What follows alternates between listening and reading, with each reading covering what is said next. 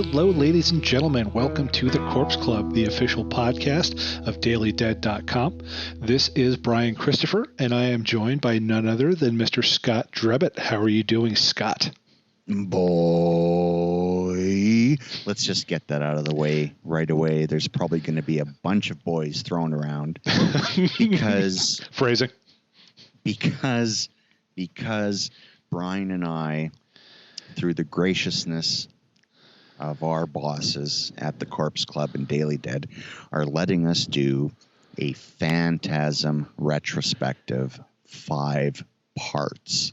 I'm so excited. And it's funny because you mentioned the idea of, they're letting us kind of do this because, the thing that they always ask, or the thing that they always put out there when you talk about doing these kinds of things is like, what new angle can you bring to it? Or, why are you saying this? Like, what are you saying about it that other people couldn't say?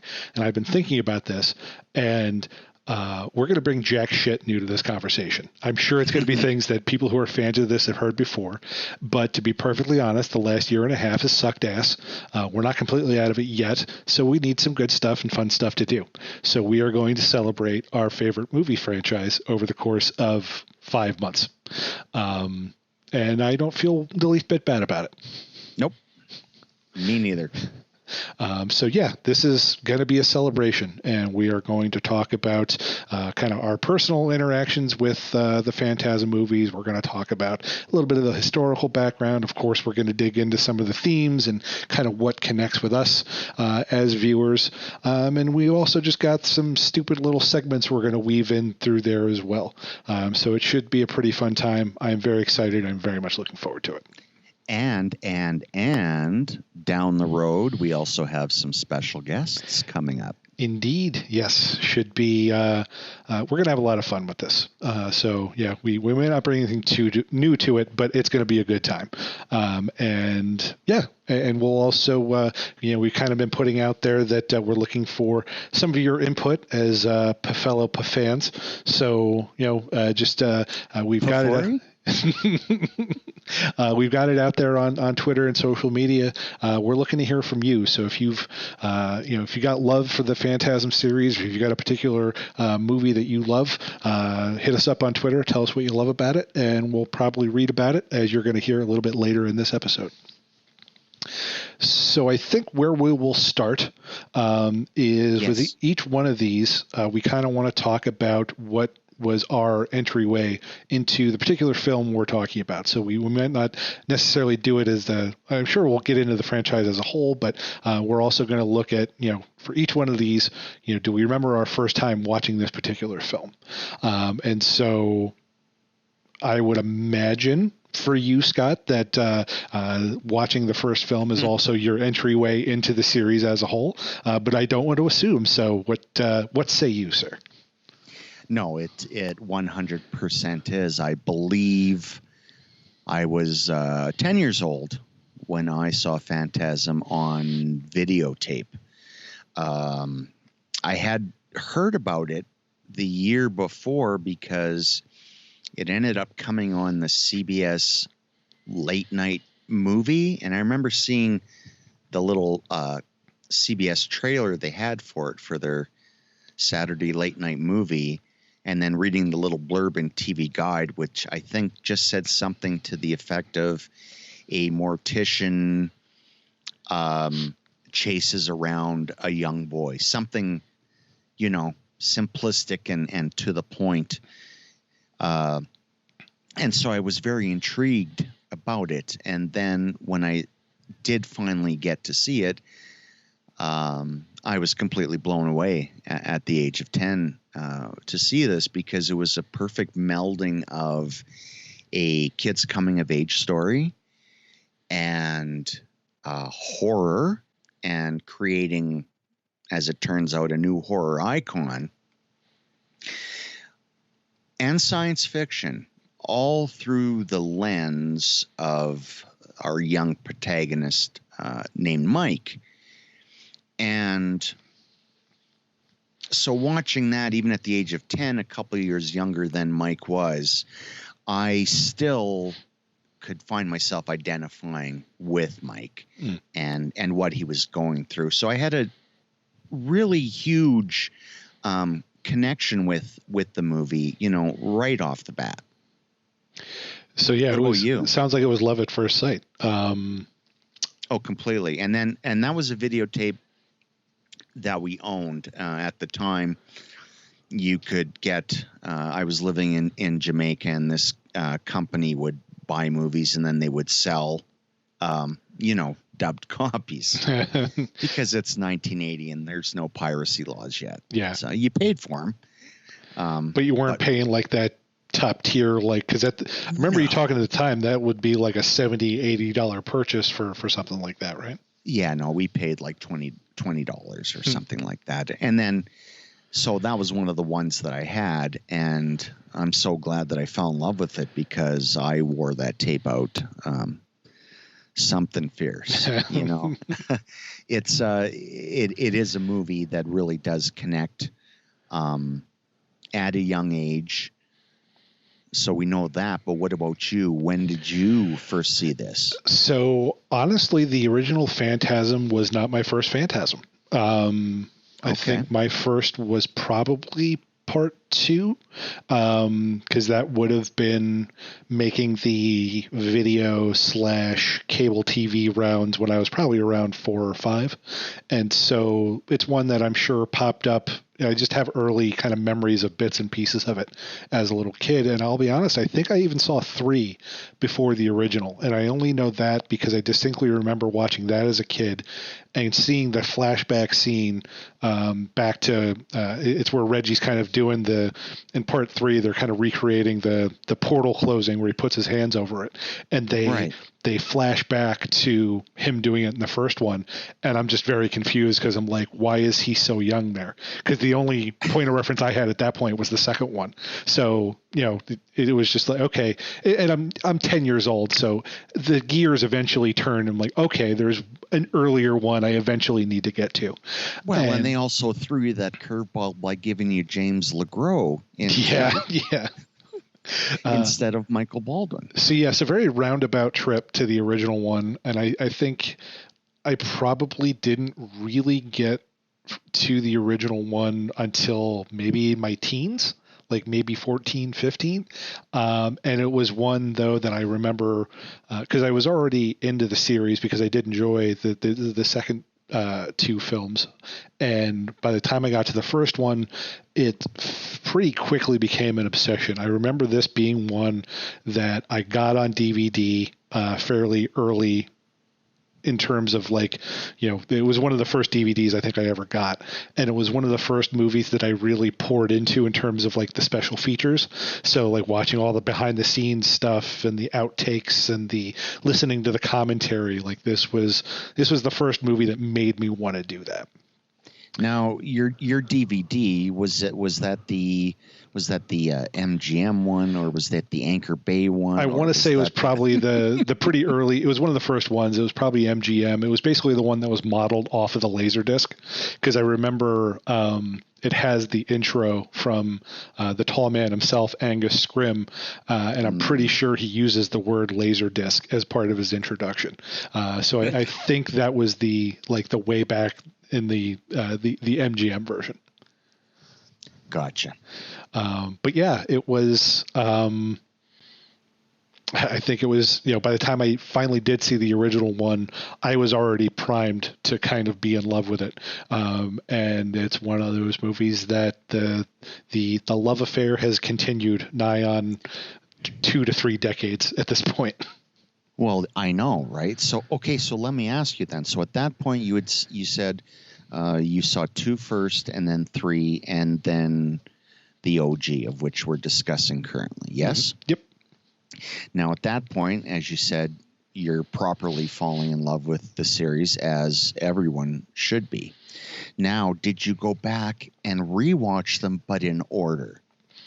Was that a point of order for you? I don't know if I've ever deliberately said. Well, I mean, I'm actually no. I don't know if I've ever run the series on purpose from start to finish.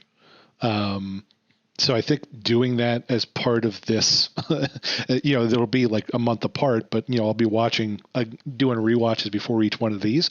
That might actually represent the first time I've done a deliberate start to finish chronological order of these movies. But how about after those first three, though? I mean, because that's only a 3-picture stretch to do. Because I would think in my mind, I would want to put these pieces together in the order that they came out, whether they were intended that way or not. I don't know. I guess I never really had the urge to do that, because Phantasm has never really been a movie that lends itself to narrative thinking or to linear thinking. So it wouldn't put as many pieces together anyway to watch it. It would just kind of set an expectation that the films wouldn't deliver on. And I don't mean that in a bad way. It's one of those things that, part of my love of Phantasm is that it's more just like, it's all just, loaded with dream logic and kind of like remembering things that kind of in between, like when you're awake and when you're asleep. Just the way I remember these movies is similar to kind of remembering those half awake dreams. And so I never really felt the urge to just to do a linear watch of a 1, 2, 3 or 1 through 5 or anything like that. I just watch whichever one kind of hits me that I have the urge for at the time. I gotcha. I feel that. I know exactly what you're saying, but I will, and that's perfectly valid. I will just say this as a selling point, as something fun to do. Watching them in order, you really get the cliffhangers. Mm-hmm. And so when you watch them back, especially back to back, you know what? It just adds an extra layer of fun to the whole enterprise. And does give it a sense of continuity, at least thematically. Yeah, and I think I think that's important, because this is one of the few series that does have a, I know I literally just said it doesn't have like a linear narrative, or one that is necessarily, you don't need that linear narrative to enjoy it, but it's also one of the very few that has the connective tissue, because the same person has been pulling the strings for all 5 movies. And it's not one of those things like like some of the other franchises where it's kind of these standalone episodes where other people are coming in and bringing different elements to it, and it's kind of its own thing. This is all telling one long continuous story over 5 movies. And by whom? What is that man's name? That is one Mr. Don Coscarelli. Oh yeah. Yeah, he is. Dude can do no wrong. I've enjoyed. I'll admit I haven't seen all of his movies. I'm weird that way. Like I'll get obsessed with people's certain work, but that won't necessarily mean that I'm going to see all of it. But everything I've seen of Coscarelli's, I've quite loved. All the Phantasm movies. Bubba Hotep is an absolute masterpiece for me. John Dies at the End is a good one. I need to see some of his non-genre stuff, though. I've never seen Beastmaster. I haven't seen his earlier stuff. Jim the World's Greatest and Kenny and Company. So at some point, I need to definitely pull the trigger on those. I've seen Jim the World's Greatest with Gregory Harrison and one Rory Guy, a.k.a. Angus Scrimm, as an alcoholic dad, and it's a very good, earnest slice of life, coming of age kind of story. I haven't seen Kenny and Company, which will be is a blast. Kenny and Company is the first movie that you'll see Michael Baldwin in. That was kind of what kicked off the relationship between he and Don Coscarelli, I believe. Was that Reggie Bannister's first? Because I think he plays the principal in that. Was Reggie Bannister in Jim the World's Greatest as well, from what you remember? Yes. Okay. Yes. So yes, he was. So Angus and Reggie are the 2 earliest collaborators from the Phantasm family with Don Coscarelli. Yeah, and that's just another big reason of why we're such big fans of his work too. Is part of it is that family atmosphere, and there are certain directors who will use a regular stable of people, and it's always great to see these people show up in his films, even when they're not Phantasm films, because family is family, And if you have family like, A. Michael Baldwin and Reggie Bannister and Bill Thornbury, well, that's all you need. Yeah. Yeah. And it's, Don Coscarelli is also an interesting story because he's, kind of going off that book. What is it? True Indie is his memoir. Mm-hmm. He is indie through and through. Like, he got his start having his parents fund his movies, and they helped fund Phantasm, and they were very active in the work that he did, very supportive. And, the stuff that he did, and including Phantasm, it's very kind of like, not quite guerrilla style, but kind of guerrilla style filmmaking, where it's like we get everybody together on a weekend, shoot for a long weekend, and then people might not come back in terms of the production for a couple of weeks while they're kind of figuring out the editing and figuring out what the next scenes are going to be and things like that. So they kind of piecemeal these movies together as they have the funding and the locations and the capacity to do so, which is, for me, one of the really interesting aspects of it. So, I love the way that Coscarelli works that way. Yeah, but of course, for me anyway, seeing the first movie and not knowing any of that, that for me, that was stuff that I would learn between this one and the sequel, Phantasm 2, coming out in '88. But when I first saw Phantasm, I didn't know of the 2-year weekend shoots, and all the nighttime work and the just absolute ingeniousness of Coscarelli as his own DP. The mausoleum scenes, the mausoleum sets, the cinematography. This is a movie that looks much bigger than its $300,000 budget. Definitely, certainly, and it's and I think it's coming at the right time for that. So we're kind of talking about this a little. We've said already, we're going to meander on this conversation. I'll try and rein us in from time to time, but I'm not going to try too hard. We're kind of looking at how is the pump being primed in terms of Phantasm being something that's going to catch the public's eye, because we're looking at horror in the late 70s. We're kind of at the tail end of that kind of gritty American. We're coming out of the Vietnam War, so you're getting movies like Texas Chainsaw Massacre. You're getting movies like Burnt Offerings. You're getting these kind of very gritty, nihilistic movies. And I say that looking back on it, but what was, what can you remember? I know you were very young at the time, but what do you remember, if anything, about kind of horror as Phantasm is about to come to life?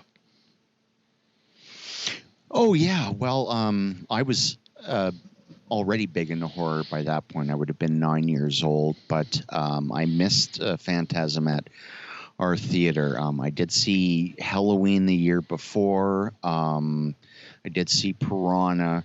So just to give you an idea of kind of where the genre was, it was really kind of all over the place. And when Halloween came out in '78, you could see with the popularity of that, that was probably going to be the next thing. I didn't know that at the time. I was 8 years old. But, I mean... You weren't picking up on the trends at 8? I wasn't picking up on the trends, but it was, of course, a massive hit and begat many, many imitators. So that's kind of where horror was going. Now, also in '77 and... also in '79. In '79, you had Alien. In '77, you had Star Wars. So, of course, space becomes very viable at the box office. Phantasm is kind of this perfect nexus of horror and sci-fi. And if you're not as familiar with one or the other, each one is actually balanced and interwoven very well into the narrative, so that you're kind of pulled into the whole experience, even if you're more of a horror person or if you're more of a sci-fi person. And it taps into that at a time when horror was moving into more of a stalk and slash. Phantasm, at the time it came out then, was kind of an anomaly in that it was this kind of horror sci-fi hybrid that could not be easily described. Easily derided, yes, as it was with much of the press, much of, even people that we, adore. And that's okay, because in the horror world, a lot of the movies that we love right off the bat oftentimes take a whole lot of perspective to change for people to come around on them, and that's okay. But Phantasm hit, and it struck a nerve, and it hit big with horror fans, and I think that's because it just was different from where horror was going, and I think it ended up pulling in $22 million. Yep. Made 66 times its $300,000 budget. So yes, it did quite well for itself. And I think there's something about the, you said it brought something different to the table. And I think one of those elements, and part of this comes from as some of the research I was reading through Rue Morgue's authorized Phantasm film companion that John Bowen put together. And one of the things he brings up is that it's a movie that kind of stands out because it doesn't have anything trying to think of the best way to say this because I don't want it to come out wrong, but it doesn't have anything terribly political to say. And, and I don't say that as a way of bemoaning the way that horror movies get too political nowadays, or, horror has always been a political genre. Most movies are always political in some fashion. But the interesting thing about Phantasm is that it's, at a time where movies like Dawn of the Dead in 1978 is a satire on, American commercialism. Like we talked about, Texas Chainsaw Massacre is looking at kind of the death of the working class in the 1970s post-Vietnam. Alien getting into the dangers of capitalism, things like that. This is a much more simple, it's kind of more of a narrow story, but also getting at more kind of universal themes. It's not political. It's personal, and it's also social, and it's a film that has a lot of moving parts, and it's one of the only films that I know of that I'm constantly thinking of in one form or the other. Something will pop in my head from four, and I'll ponder it, or something from this one. And this is a film, that I've seen countless times, and there's always something to discover in it, and I think that's a big part of why it stood the test of time. And a lot of people who don't like it will just tell you it doesn't make sense, and that's fine too. and it's it's a relatively simple premise. Like, the IMDb synopsis is: a teenage boy and his friends face off against a mysterious grave robber known only as the Tall Man, who employs a lethal arsenal of unearthly weapons. That is accurate. Like, some of those IMDb synopses are like, that's not really what it's about. I'd say this is accurate. There's a whole lot more to it than that, obviously, but I think in terms of trying to get across the initial premise, that's fairly, it's fairly accurate, and it's one sentence. Yeah, but it's a movie. It's not so much what it's about, but it's how it's about it. Um, in different hands, I don't know how ridiculous this movie, could be. Mm-hmm.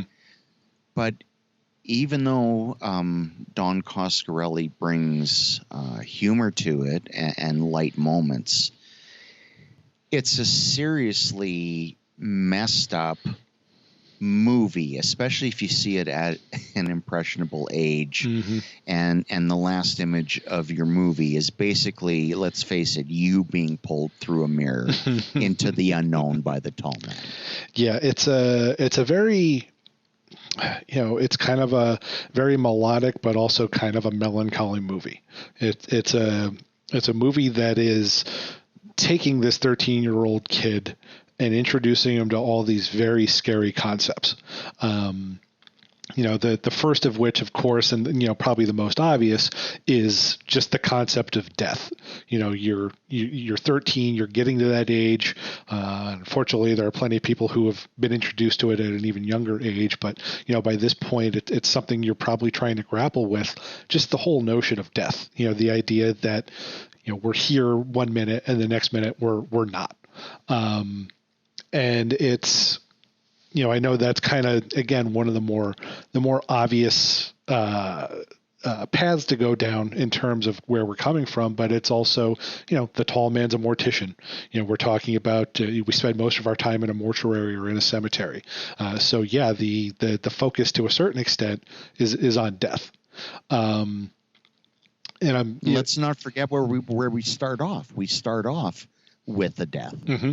Yeah, we start off with Tommy's death. Tommy is a band member of two of our other cast members who we're going to talk about, and he goes to a graveside with a lady in lavender, and as they're getting busy above Grandpa on the ground, she pulls out a dagger and pierces it through Tommy's heart, and then she changes into a very tall, older gentleman wearing a black mortician's outfit. Which is something when I've talked about these movies before, it is something that I think is kind of unique to the tall man. Like, usually when a bad guy is going to like glamour somebody, he'll like tease somebody, but the tall man will flat out fuck you and then do away with you afterwards. Like, it is,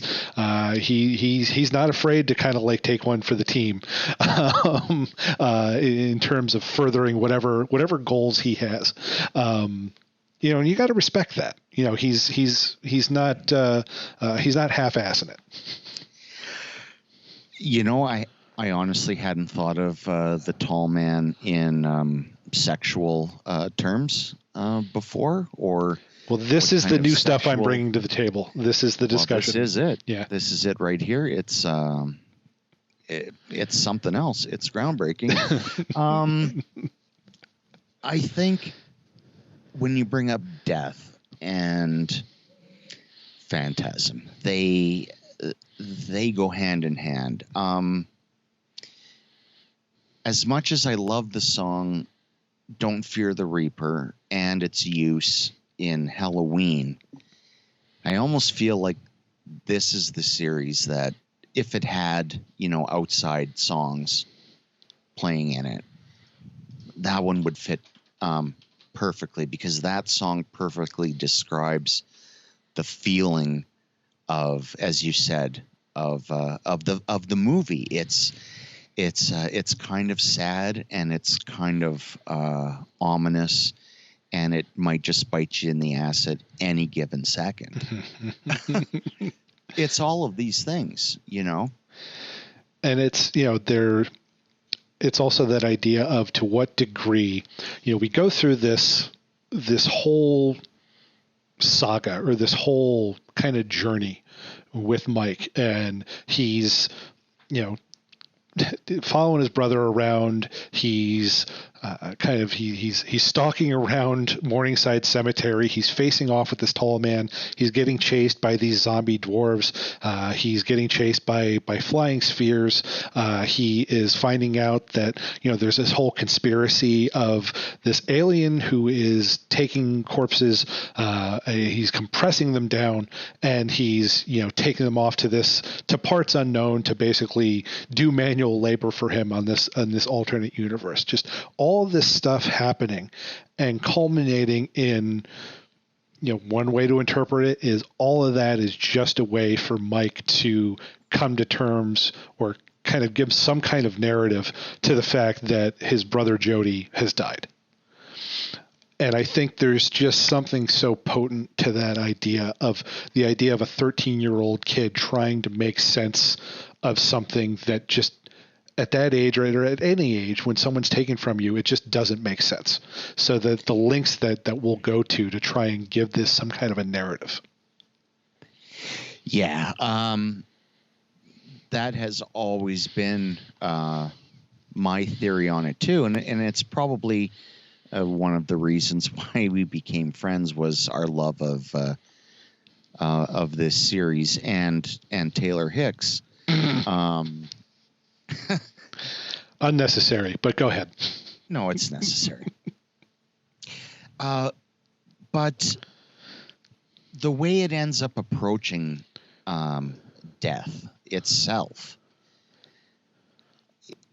I don't think is the death itself isn't the scary part. I think for me, what the tall man represents is the anxiety of death. Mm-hmm. Because when you're gone, you're gone. That's my worldview at the moment. When you're gone, that's it. So all this anxiety about between the time you're alive and when you die, and especially for Mike with first Tommy, who was his brother Jody's bandmate, and then Jody. As the series goes on and more pieces float by, and it's up to you whether you choose to grab it out of the air and fit it in where you want. These pieces work this way. Trust us. It's kind of a choose your adventure series, which is another reason why, why we love it so much, right? Yeah, it's the malleability of it just allows for, there are so many different interpretations and there are so many different angles to appreciate this movie from, and all of them are right. I've never heard someone give their take on what they think Phantasm is about and gone, well, that doesn't make a lick of sense. No, they're all valid. Mm-hmm. I think they're all valid. As we go through the series, we will have, of course, looking at the movies objectively as well, and certainly while people may have certain favorites, it's that through line of Don Coscarelli writing and directing 1 through 4, and then co-writing and producing 5 that gives it that consistency that we keep coming back to. Mm-hmm. And we death is of course a big part of the original and for the whole series, but I think it was only after kind of really being a fan of this movie for a good 10 or 15 years, I never really put the thought into why it resonated with me so much until I heard more of the discussion that revolved around the themes of Mike's fear of abandonment and fear of, this is a situation where when the movie starts, we find out that his parents have passed away, I think within the last 2 years or so. He's living, Jody, his older brother, is taking care of him. And he is perpetually stalking Jody because he is terrified that Jody is going to leave him.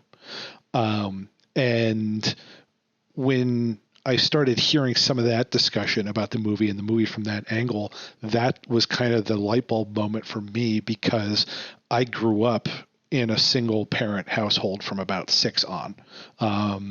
And I think it's also specific to me because I lived with my dad. A lot of times where you hear single family or single parent families, the kid usually, more often than not, goes with the mom. But for me, I was with my dad. And I think that, that there was also an element of my dad. He was a great dad, but he also very much had like a bigger brother vibe to his approach to our relationship. And so, seeing that kind of unfold in Phantasm, it's clearly there's that kind of subconscious. I'm looking at myself and kind of looking at the same anxieties that Mike has about being abandoned. And abandoned is kind of a broad term for the many ways that someone can either leave or be taken from you. What if they take off? What if they die? What if something happens to them and for whatever reason they're just no longer able to be there for you? And so when you're in a single parent family, that is, at least it was for me, that was an anxiety. What happens if this person gets hit by a bus one day and just never comes home? And so that was, that's a big connection point for me with this movie. And one that I appreciate on repeat viewings, just kind of seeing how much that permeates the movie. And also the way it's structured, that it's almost kind of this, it's lyrically, like it's poetry on celluloid, just the way it's conveyed. And a lot of people see the way this movie is structured and see it as something that's very, some people see it as kind of ridiculous. It doesn't make sense. Scenes kind of jump around and don't really flow the way that a normal narrative would. But something that like really kind of hit home the last time I watched this was the scene where he goes and talks to the fortune teller. Is so interesting and so intricate because he's talking to the fortune teller, at which point he has a flashback to when his brother is talking to like one of the local neighborhood guys, and he's Mike is kind of under the car, he's working on it, but he's eavesdropping and hearing his brother talking about how he kind of wants to get out of there. And while he's overhearing that, the film actually goes to another flashback. So it's a flashback of a flashback. And that's where you see the scene where Jody is kind of riding around the neighborhood on his bike, and Mike is behind him, maybe a block behind, and running, and he's not able to catch up. And it's just so perfect. It's so beautiful, and it's so sad. Just kind of seeing that foreshadowing of this guy that Mike loves so much and is so important to him, just out of his reach. And kind of seeing that within the structure of, again, kind of that flashback within a flashback is something that just, it never gets old. It's such a great scene for me. Yeah, I mean, the thing about the Phantasm films is it really comes down to is they have a lot of heart. But especially in the first film, the relationship between Mike and Jody is, of course, central to the film and central to the story. As you said, Mike's sense of abandonment, and to Mike, that's no different than death. So no matter what angle, this is looked at from his point of view, it's in this movie anyway, because as we get further in the series, perspectives change. But as you're watching Mike at this age in this movie, there is no win for this 13-year-old boy. There is no end. He either gets killed by the tall man, if he's in fact real, or what's the other option? Right? He either gets killed by the tall man, or Jody abandons him. Mm-hmm. So having that relationship be strong and be warm and be nurturing makes the film hit home on yet another level when you get to the end and you're left with no heroes. Yeah.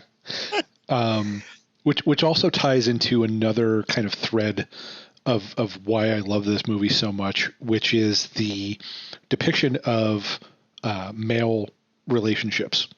At a time where, the other movies, especially horror movies, you might be seeing kind of that much more over the top masculine. So like, again, if we're going back to like Dawn of the Dead, we're seeing these cops, we're seeing, larger than life kind of Ken Foree, plowing through these zombies, just this very big, tall, dark, handsome, brooding dude. But that's not really what we have here. We have, what amounts to a couple of musicians and their little brother. And of course that goes to, the classic sitting here at midnight scene, just a couple of guys. One of them is bald with long hair on the back. The other one is wearing a Rolling Stone shirt and a goofy hat. And they're just playing this little like blues melody and just kind of chilling out and jamming. And that kind of vibe carries through a lot of the movie. Sorry, it just as soon as you said the title, it popped in my head and doon doon doon doon doon doon doon, and Reggie tunes up. So does old tuning fork. Yeah. Oh, it's a song you didn't know you needed in your life until it showed up in your life. Mm-hmm. And it's right. And it comes at a point in the movie where things are starting to build and weird shit has already happened. So why wouldn't you have a musical interlude? But it's such a great little song, and it's such a great bit of shorthand to show who these guys are. It completely is. First of all, it's a great song. It's a great song. It's performed well, and it immediately gives off friend vibe, brother vibe between these two guys. Mm-hmm. It immediately invokes that. So like you said, it is shorthand, brilliant shorthand for showing the relationship between Jody and Reggie. Mm-hmm. And these are three characters that are not afraid to show affection for one another. They're regularly like hugging each other throughout the movie. And it's the few times where they kind of dabble in attempts to kind of be like badass, you get, there's some great scenes with that where like, they're driving in their Hemi Cuda, and, you've got Mike driving and you've got Jody kind of blasting away with a shotgun, but these are only kind of like temporary delays to what's going on. Now, ultimately, everything is only a temporary delay, as is often the case with death. But the more they try to lean into that, the more it either doesn't work or it's laughed off. There's one point where they're having a discussion about, what they're going to do. And Reggie has that, oh, I see it all now. What we got to do is we got to find this tall man and we beat the shit out of him and we drive a stake through his heart. And then we'll take care of it that way. And Mike just laughs at him like, are you kidding me? That mother's strong. Like he can lift up a coffin by himself. And so it's, you kind of, and when you see how it resolves, it ultimately doesn't work, but the closest they come to something working is where they outsmart them and use a trap. So it's, for me, it's flying in the face of kind of that over the top American masculinity. Yeah, I mean, it does reflect it in the car chase scenes. that you were talking about, where we had that shotgun action. But yeah, other than that, it gives you two things. I think it gives you a kind of gentle ribbing of the action hero, as it were, by giving one of your heroes, he owns an ice cream truck. He's an ice cream man, and he wears a white ice cream suit with a black vest and a black bow tie. It's not someone who inspires fear in people from this planet or from another one. Right. So I think that's partly what it's doing. I think it's gently, making fun of that kind of stuff. Exactly. Yeah. And there was a second part to this, wasn't there? And I think I've lost it. And that's what Phantasm will do to you. No. This is what it is. I think it also gives a little bit of fantasy role play from our perspective through Mike's eyes. Mm-hmm. He gets to play. He gets to play cops and robbers. Mm-hmm. For real. And again, it's if we're looking at this through the lens of a 13-year-old trying to make sense of a really shitty situation in the death of his brother, there's going to be some of that kind of fantasy wish fulfillment element to it. Of course, he's going to be good with a shotgun. Going to be good with a shotgun. He's a good mechanic. He's going to MacGyver his way out of his bedroom with a hammer, some scotch tape, and a thumbtack. But apparently that does work. Does it? I thought I heard somewhere that was bullshit. Then don't listen to me. I don't know what I'm talking about. But it's, for me, it works better if that doesn't work in real life, because again, this is just like the wish fulfillment of a 13-year-old. Like, yeah, if I've got a hammer, a duct tape, a shotgun shell, and a nail, I can totally get out of this room. I figured it out. And it just, that wish fulfillment kind of weaves throughout the whole movie. When you see, as he's going through, and this is something that I never noticed before until the very last time I watched it, which again is another thing I love about this series, is that, you pick up on these little things. When they're looking under the hood of the car, it's Jody and it's Mike. And Mike is like diagnosing what's wrong with the car. And you kind of see Jody go, oh, yeah. And then he kind of turns his head off and goes, and just shrugs. No idea.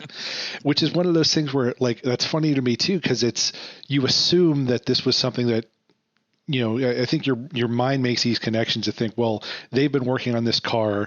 Jody's been teaching her everything about this car.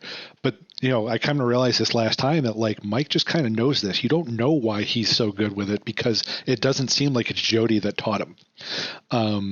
So it all kind of goes into that, this is the fantasy in the mind of a 13-year-old boy, and of course, with that comes the gratuitous boob shots from the lady in lavender.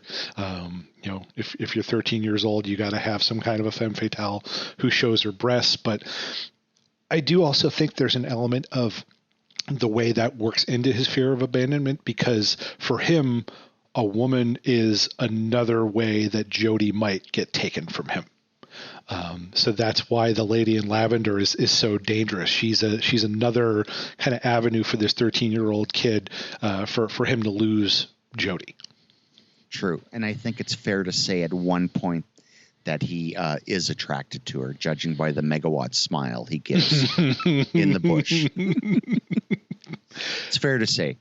Yes. Yeah. But that's that's all mixed into this souffle of surreality. Woo. Yeah, I think just watch for our offshoot podcast, the souffle of surreality. It's a cooking show that also involves making up words. Yes. So I think this will carry us into getting a little feedback from our fellow fans, unless there's anything else that you wanted to touch on before we bump forward. Well, I think that our thesps should probably take a curtain call before we go any further. So let's start at the top with the tall man, Mr. Angus Scrimm, who, of course, is no longer with us, but who portrayed the tall man in all 5 films magnificently, a horror icon as great as Price and Cushing, Lee, for our generation. And this is where that starts. The only horror icon I regret never meeting at a convention. Oh, I have many, but it's a select list, you know. And he was special. Even people who are not huge fans of the series are huge fans of Angus Scrimm's portrayal of the tall man. So then after that, who do we have down the list after that? So what we got? We got Michael Baldwin. Yeah, and he was the perfect choice for the role. He had been in Kenny and Company, so Coscarelli had already worked with him, and so he seemed like he'd be a perfect fit for Mike, and he is. There's a lot of empathy that Mike generates, being the audience surrogate, and we really do feel the relationship between him and his brother, and him and Reggie. And we really feel the relationship between him and the tall man, because we know there's some connection between them. It's very evident, but at this point in the series, we don't know what. So I think A. Michael Baldwin is terrific as Mike. And spoiler alert, it will be longer than is warranted till we talk about Baldwin again, because of a little bit of a casting swapperoo that will occur in the sequel when Universal kind of takes over a little bit. But we'll get more into that as we get into Phantasm 2. But for this first one, in terms of our primary cast, we got, of course, Bill Thornberry as Jody. The older brother, and I have to say, as someone who was a kid in the 70s and who has 2 older brothers, very accurate from the clothes on down. and really plays it so well of kind of being that anchor for Mike, and just makes it all that more tragic when that anchor is kind of stripped away at the end of the movie. Or is it? Or is it? Yeah. But I think if we were looking at this as if this was a single movie and they never made another Phantasm movie, for me, my reading of this would be pretty much in line with, this is this poor kid trying to make sense of his brother's death. So, if there was never another Phantasm movie, we're in my head, we're pretty much saying bye to Jody. All right, you little Mr. Half Glass Empty.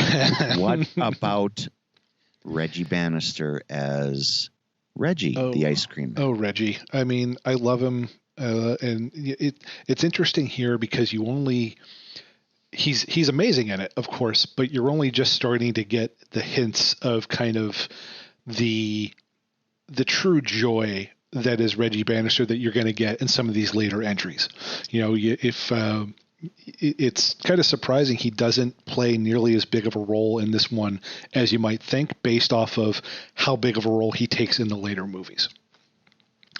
Well, I mean, how much footage from this movie, though, which originally, was a 3-hour cut, ended up on the cutting room floor, right? We do end up seeing some of it down the road, and we will talk about that. But, I mean, I find it very balanced between the characters.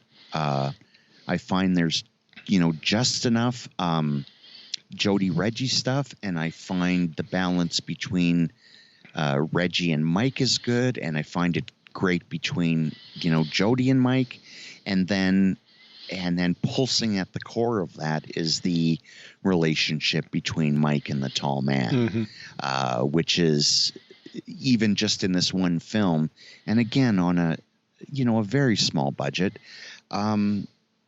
it's a film of imagination and possibility, and that's conveyed, through sound. We haven't even touched on the music, of Fred Myro and Malcolm Seagrave. That theme. Hold that thought, because that is going to come up later. Oh, okay. Well, then I won't talk about the music then. Fine. So I don't know where we're going next with Phantasm. What's next? We're going to get Brian? we're going to get that feedback from fans. Perfect. So yeah, we put the call out on Twitter. We wanted to get some input from our fellow fans. And yes, I'm going to keep completely ruining the point of the PH by pronouncing the P. You really shouldn't. Well, now I'm just going to dig in and double down on it just to spite you. All right. But we got some we got some good input from fans of the series. The first is at the Antu, and I'm so sorry if I'm butchering that, but it's TheAnhtu. Our one of our friends from across the pond in the other direction in Australia, and he tells us that aside from the usual stuff about the first film, how it's a masterpiece and it's a dreamlike atmosphere and logic are super effective, I would say it's super 70s as hell. One scene I think about all the time is just Reggie jamming with Jody and how they're both solid guitarists. And could not agree with you more. Yeah, everything about this movie just screams 70s to me. Well, without dating it. Yes, this is how special it is to me, because Phantasm is a horror movie that when you talk about set pieces, the set pieces don't always have to be horror. And this is one of them that, is iconic in certainly in horror fandom. Even people who haven't seen the movie, if they were to see a clip from the movie, the likelihood is that this would probably be, the clip. It's just, he's completely right. It's, it's iconic. It's iconic, and as Brian and I were saying, it really sets a great foundation for Jody and Reggie's relationship. Bingo. At Connor M. Smith says, I was a pretty seasoned horror fan by the time I got around to watching Phantasm a few years ago, but it really impressed me and remains one of my favorites. Spooky, surreal, incredible atmosphere, basically America's Suspiria. And that is very interesting for me. I like that. It's an apt connection, but one of the things that makes it so interesting for me is that I'm not a big fan of Suspiria. And I know I am very much in the minority there, but for as beautiful as Suspiria is, there's nothing that keeps me hooked in to make me like immerse myself in it. So it's one of those things where it's like looking at a very pretty painting. It's great to look at, but there's only so long I can look at it without something continuing to pull me along. And that for me is what Phantasm has. It has that hook that keeps me going. But Suspiria doesn't. Okay, moving right along. Now, the next one, you know what? I wouldn't put his handle. All right. Just do the comment. 1 and 2 are the only good ones. And to that I say, lighten up, Francis. And yeah, if you keep listening along over the next 5 episodes, you will hear our reasoning for why we do not believe that is the case. Yeah, what he said. So thank you everybody who gave us your feedback. Even Francis, who gave us some very curt and not terribly constructive feedback. Like we said, if you hit us up on Twitter, let us know what you like about the movies, especially if there's a particular movie that you enjoy or one that you like talking about. Give us shoot a few words at us, and we will read it on a future episode. A scene, a character. You want us to act out a scene for you? We can do that too. Yes. We have flows. Any requests for any kind of reenactments or anything like that, we will 100% do it. We'll do it badly, but we will do it. Oh, yes. There's no guarantee on performance quality. No. So speaking of performance quality, we're going to bring up our next little mini segment here, which is something that we are calling Morningside Musings. And our boy, the tall man, doesn't say a whole lot in these films. And so what little he does say, I think allows for all manner of wild speculation about kind of what the true meaning of these lines are. And even if they don't allow for it, well, that's never stopped anyone in horror journalism from taking a whack at it anyway. So we're going to do that today. We are going to go through each of the lines that the tall man has, and we are going to give our theories about kind of what deeper meaning they really have.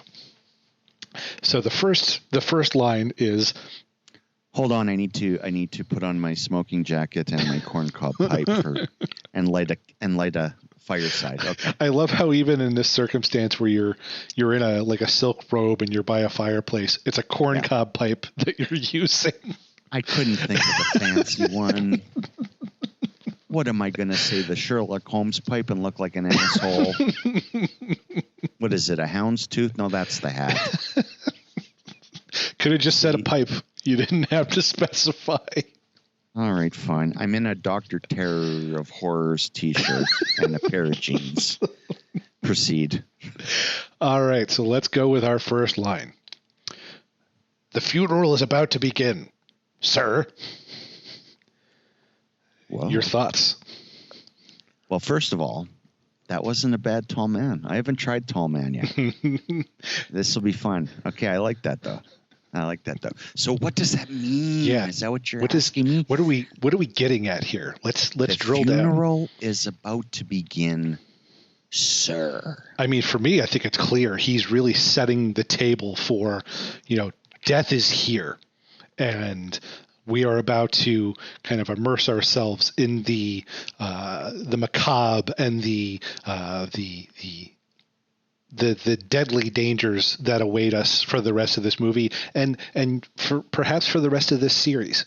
So I think he's really just, he's not talking to Jody. He's talking to the audience. Okay. That's one take on it. But I think if we really break it down, and this is a line that needs to be broken down. First, we have funeral. What is a funeral? A funeral is a ceremony of burial for someone who has died. Okay. Mm-hmm. So we start with death, and then he tells us it's about to begin. So what he's saying to the audience is death is merely the beginning. Ooh. Yeah. And that your funeral expenses are tax deductible. I think if you take nothing else away from that line, I think that last bit is really the sticking point. It's important. People need to know. All right. I think we've cracked that code. All right. Okay. Number 2. Okay, I'll say. You want to give that reading? Okay. Yeah. I've been waiting for you. It's got a flair of Quasimodo, which I like. Okay, that's the first. It's the first pass. No. I'm saying it's good. I'm saying it's good. You're bringing something to Quasimodo. I'm sure that's what Mr. Coscarelli pulled Mr. Scrimm aside and said, a little more Quasimodo if you could in the delivery. That would be great. So I've been waiting for you. Yeah. I think the underlying, the subtext here, much like Zack Snyder's Army of the Dead takes place in a time loop, which we know because one of the characters says offhandedly that this takes place in a time loop. I think Phantasm similarly takes place in a time loop. And the tall man is the only one who knows as these events unfold, restart, cycle around, and start again. He's the only one who knows that he's been undergoing this cycle. And so when he sees Mike, he's been waiting for him because he knows this is going to happen. So I think this entire movie, this entire series, is just events that will kind of form this Mobius strip that bends around in on itself and just starts again and again and again. Oh, I'm sorry. Are you done with that bong? Or yeah, you want me to pass it? Okay, that is. Why not? Who am I to argue? You got anything better? I don't. Good. I really don't. Good. We're moving on. I don't. All right, you're next. All right. So do you want to take the first one of these, or do you want to take the last one of these? No, it's your turn. You take the first one. Okay. Yeah. Let's see. I want to get this right.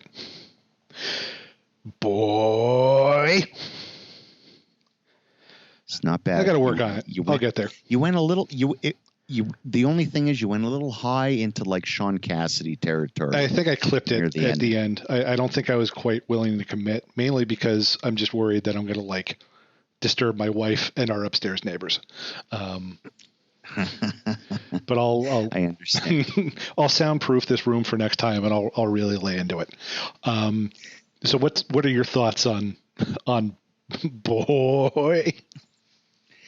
Well, I mean, there's a lot to unpack there.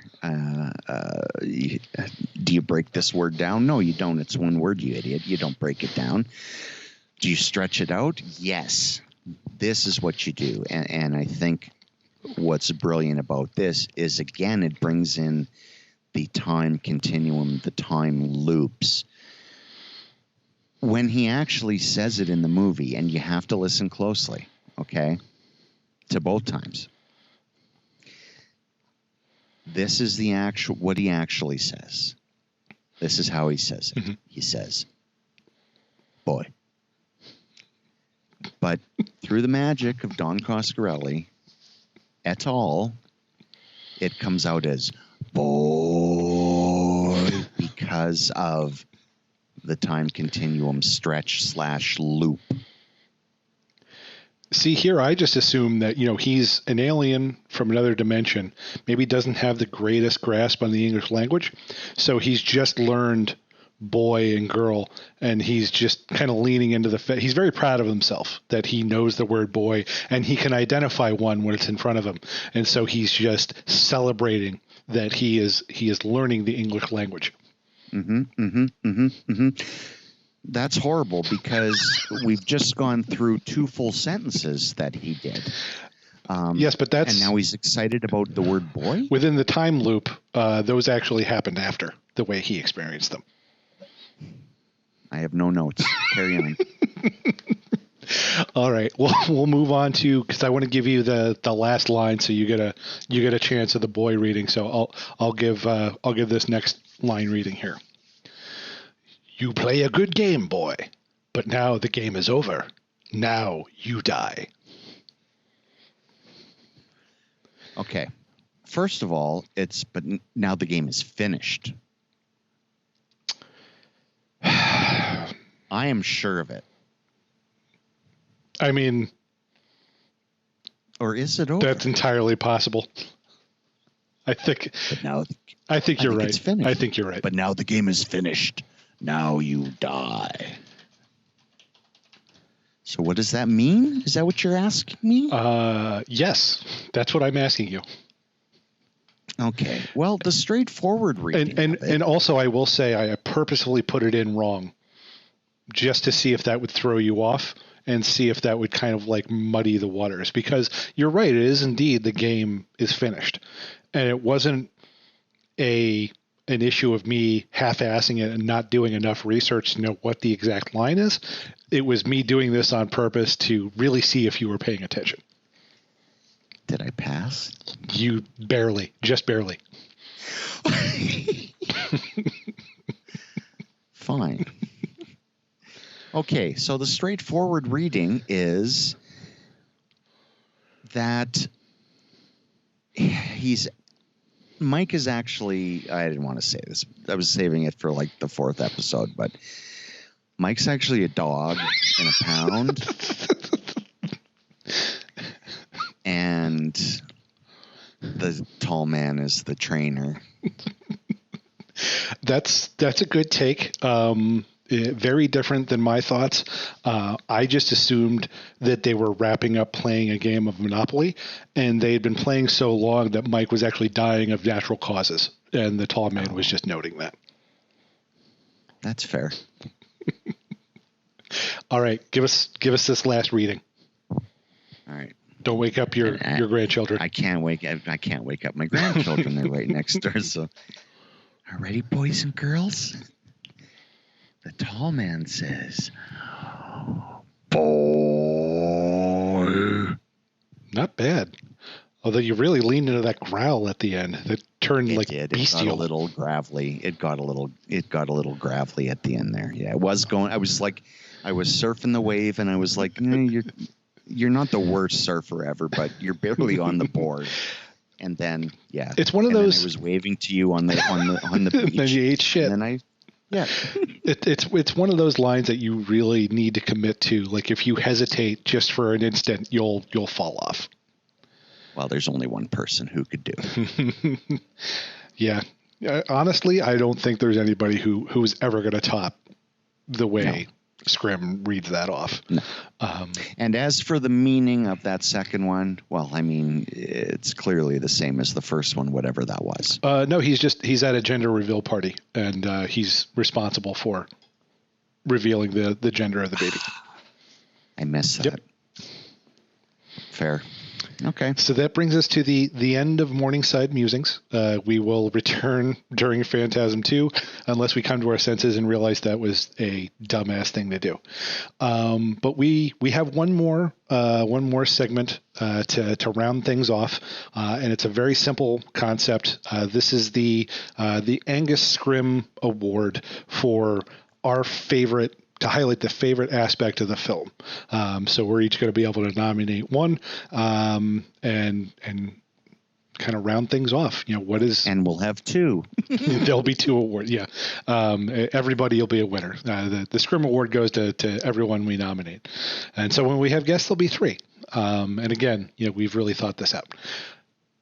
Anywho, Scott, for this first film, who, what, where, when, why do you give the Scrimm Award? So we were talking off air and saying there's so many things to choose from, so many aspects, so many set pieces, so many lines of dialogue to choose that we were just going to wait until we got to the end of the episode and just kind of let it fly out. And I'm kind of feeling that sitting here at midnight is my Scrimm Award. That is entirely within your rights and a hell of a pick. And this is why. And I'll explain the reason why. And it's really not complicated. One, it's a oasis of joy in a sea of misery and despair and nihilism, which is a fair portion of the movie. The chemistry between Jodie and Reggie, the song itself, the warmth that Don Coscarelli brings to it. I think it's kind of a perfect capsule of certainly a large part of why I love the movie, and so that's why I'm giving it the Scrimm Award. Well deserved. And I told you earlier, I cut you off when you started talking about Fred Myro's exquisite soundtrack, and this is where it's coming back up, because for me, the soundtrack of this movie, you talked about how this movie has a lot of heart. For me, the soundtrack is this movie's soul, and it's something that for a movie that you kind of experience because it is so kind of,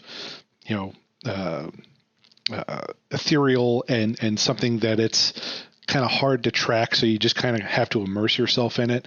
The music is such an important aspect of that, and this so perfectly kind of provides that tone, that kind of very melodic, very bittersweet, melancholic feel to the movie.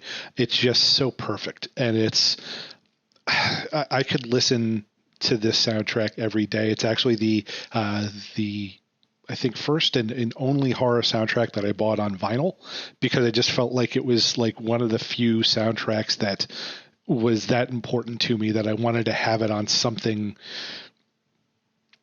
analog, and just something that, like, if the whole digital world goes to hell, I'll at least still have my Phantasm soundtrack. Well, the thing is too, Brian, I mean, it's such a crazy world, and it's there are so many distractions and everything. And for me, when I really need to crack the whip and get down to work and shrink those dead people down so I can ship them back to the home planet, that soundtrack really helps me focus. Mm-hmm. Yep. It just kind of washes out the outside nuisances. It gets rid of that pesky 13-year-old trying to shoot you with a 45. It gets rid of that dumbass ice cream man and his truck that you constantly have to tip over in the middle of the road. It's like a nice white noise that just pushes all of that out and just immerses you in this lovely sense of euphoria as you are taking over the world. Blood, take me away. So yeah, that's for everything that I love about this movie, the soundtrack is really just at the very core of it. Yeah, let's face it, there could be 10 different Scrimm Awards. Sure. And by the end of this, there'll be plenty more where that came from. So that's right. So yeah, that though brings us to the end of our first episode of the Phantasm Retrospective. Scott, anything else before we call it a night? No, I would just like to thank anyone who's listening to this who loves the Phantasm films as much as we do. We hope that you're going to enjoy this ride with us. Yeah, we hope you're in it for the long haul. If you're not, we hope you just enjoyed this one episode. Feel free to peek back in from time to time. And like I said, we'll be doing this particular retrospective once a month over the course of the next 5 months until we've run the whole series. And so we, at this point, just want to thank Bryan, our engineer, for helping us out each and every episode. As always, we also want to thank you, our listeners, including those who have signed up for a Corpse Club membership. Be sure to visit corpseclub.com to check out our latest episode. You can also become a member, which will give you access to all kinds of fun, back and bonus episodes, plenty of annoying commentaries from Scott and myself. And when I say annoying, I mean perfectly entertaining and well worth your money. So please purchase a membership. Yep. Don't forget to rate and review us on Apple Podcasts. Every rating and review helps us out. You can also find us on Google Play, SoundCloud, and all of your favorite podcast providers. If you want to get in touch with us, if you want to tell us what are those scenes that you want us to recreate for future episodes, or to tell us to stop doing this entirely, you can reach us anytime at contact@corpseclub.com, or on Twitter @DailyDeadNews or @CorpseClub, and on Instagram and Facebook under Corpse Club. Thanks again, everybody, for listening, and until next time, stay scary.